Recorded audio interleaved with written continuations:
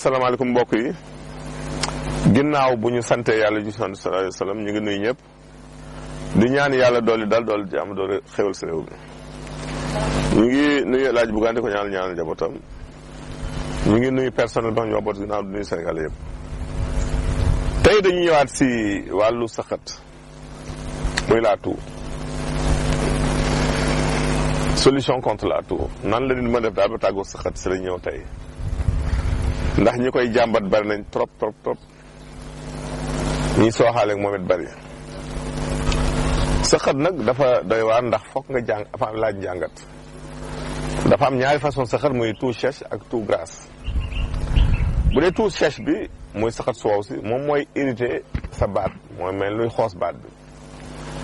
bu dee toux grasse bi mooy ànd ak lor yi en général liy faj léeg-léeg nag toux sèche bi du bokk liy faj toux grasse bi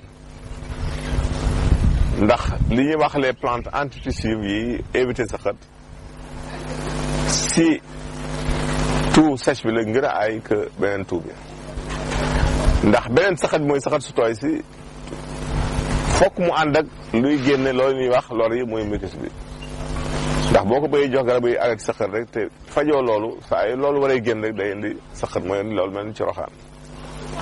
saxat nag dañuy wax naan une toux n'est jamais gratuite toux moom saxat moom du jamais lu gratuit loo xam dafay ñëw ni rek de saa yu ñëwee rek am na lu mu lay misaal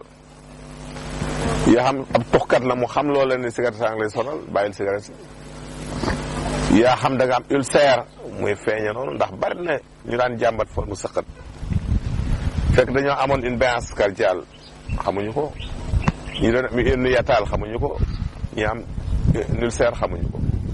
ñi am ay remontée gastrique ndax saa yoo amee remontée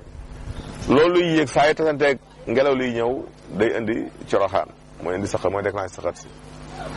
bari na ñoom asthme tey jii liy déclenché crise asthme mooy estomac bi ndax saa yu ñu amee crise d'estomac rek dafay déclenché crise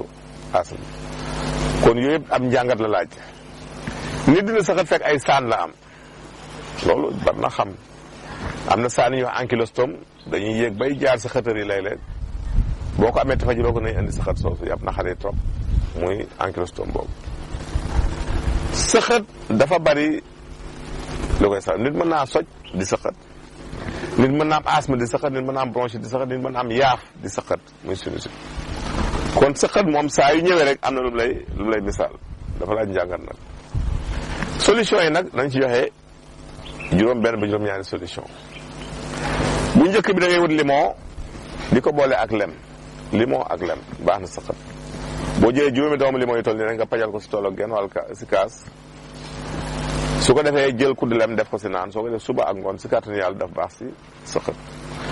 ba léegi mën nga jël limon boole ko xorom polle boo amee xorom polle da ngay jël juróom-ñaari doomu xorom polle nga baxal ko si kaasu ndox su ko defee boo paree nga jël benn doomu limon pajal ko si jël kuddu lem def si naan si kàttanu yàlla boo ko def soo ndekkee soo añee soo reeree baax na trop si wàllu saxat jinjeer dafay faj saxat da nga koy booleeg lem aussi ndax dafa am gingerol am soogol te ferñeent yooyu dañu baax si wàllu saxat kon jinjeer boo ko defee jus ci bësaloo ba mu fees nga dëbb ko def ko litre ndox bàyyi ba mu kii nga segg ko saa yoo lekkee xel yi genn wàllu ku lem naan dafay faj saxat même bu la fekkaalee problème estomac daf koy daal di saafara waale lii di xottu butéel muy eucalyptus xob yi aussi lu baax la saxat muy eucalyptus boo si amee juróom-ñaar rek da nga koy baxal si lu tollu litre ndox su baxee juróomi min nga segg ko di ko naan par genn wàll kaas boo ndekkee boo añee boo ree lu gaaw si wàllu saxat la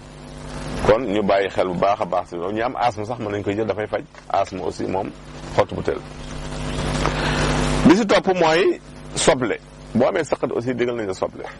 kii même booy tëdd guddi nga xaar doomu soble bi teg ko sa wet di ko nooyi dafay arrêté saxat soosu boo si jëlee doom bu toll nii aussi nga fayal ko ba mu sew nga baxal ko si kaasu ndox bàyyi ko mu baax lu bon juróomi min nga segg ko naan ko boo xëyee def ko ngoon nga def ko dafay arrêté saxat moom soble kon lu baax si wàllu soble soo boolee xobu rat aussi xobu ngeer ak xobu mbante dafay faj saxat da nga koy jaxase ñetti xob yi boo tibbee sa loxo ba mu fees nga baxal ko si litre ndox